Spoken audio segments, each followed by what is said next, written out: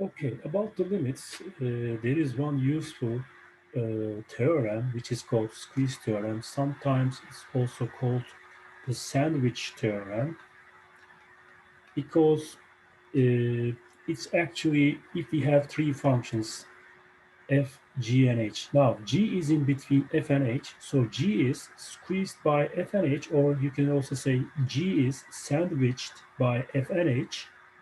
Okay, around a. And if the limits of the function f and h, so the lower function and the upper function f and h, the limits are L when x goes to a, then the limit of g is also L when x goes to a. So this is called squeeze or sandwich theorem. And this has some nice applications. But before that, I'm just gonna talk about one example. So find the limit of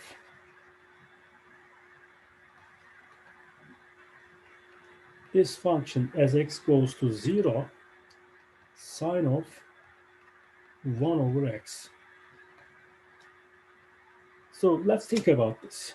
You can either give values for x when x gets close to 0, but for this function, that's not going to be very helpful because sine function is periodic function, and the more you get closer to 0, 1 over x function will get larger and larger values, so making a table will not help. So maybe it's better to see the graph of this function. And what happens with this function is this. So you are going to see something like this. When x gets closer and closer to 0, it's going to get crazy. So like, this is plus 1. You remember sine function takes values between plus 1 and minus 1. So it's going to take values between plus 1 and minus 1. And then when it comes from the other side, it's going to oscillate, but the more it gets closer to 0, it's going to oscillate much faster and faster. So it's impossible to know what will happen at 0. Okay, so the limit doesn't exist. Okay, since the function, since 1 over x goes to infinity when x goes to 0, plus or minus depending on from which side you are approaching. Anyway, this sine function will be, sine of 1 over x function will be oscillating faster and faster. So it's impossible to know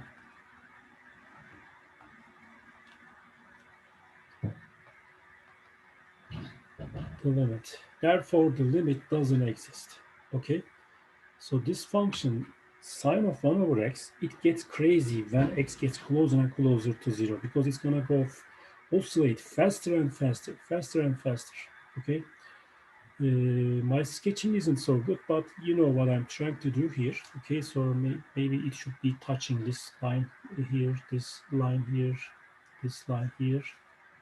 Okay, but in any event, it's gonna oscillate faster and faster when it gets close to 0, when x gets closer to 0. But let's say we have this example. Find the limit of this function now. X squared times sine of 1 over x. Well, you would say, okay, I know that sine of 1 over x doesn't have a limit, so this shouldn't have a limit either. But no, actually this has a limit, and we find it by using the squeeze term. What we do is we call this g of x, and we try to find two other functions. One is smaller than this all the time, and the other one is bigger than this function all the time. So all we need to do is find these two functions, and then we are going to look at the limits when x goes to 0. So, okay, those functions are actually, remember first, sine x is oscillating between +1 and -1. This is always true. This is also true for cosine function as well, right? Okay, so if you, well, you need x squared here, right? So multiply this inequality by x squared, and then you will see multiply by x squared. We are going to have x squared times -1. Well, x squared is always, remember, positive or 0 when x is 0 only. But remember, we are not looking at x equals 0 case because we are looking at limit. Limit doesn't care what happens at 0. It cares what happens around 0 when x gets closer and closer to 0. So it's always positive.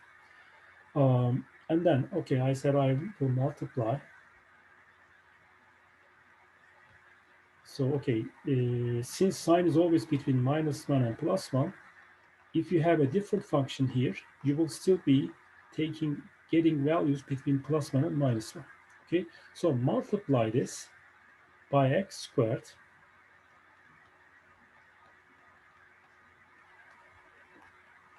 and what are you going to get? You're going to get two other functions which are actually squeezing this function we are trying to find the limit of, right? So minus x squared is less than or equal to x squared minus x squared times sine of 1 over x, and that's less than or equal to x squared. So if this is g, and then we can say this is f, we can also say this is h. So by squeeze theorem, we can apply the squeeze theorem here, since we have three functions which are squeezing, and we have two functions squeezing this x squared sine of 1 over x. Take the limit. Take the limit as x goes to 0. Okay, so we are going to take the limit as x goes to 0.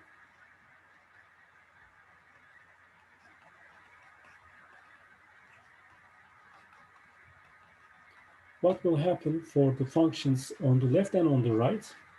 Well, x squared, this will go to minus 0 squared, which is 0. And then the other one here will also be going to 0 squared, so 0. And then this limit here, x squared times sine 1 over x, as x goes to 0, is between 0 and 0, which means it must be equal to 0 because it's bigger than or equal to 0, less than or equal to 0. Then there is only one way. It must be equal to 0.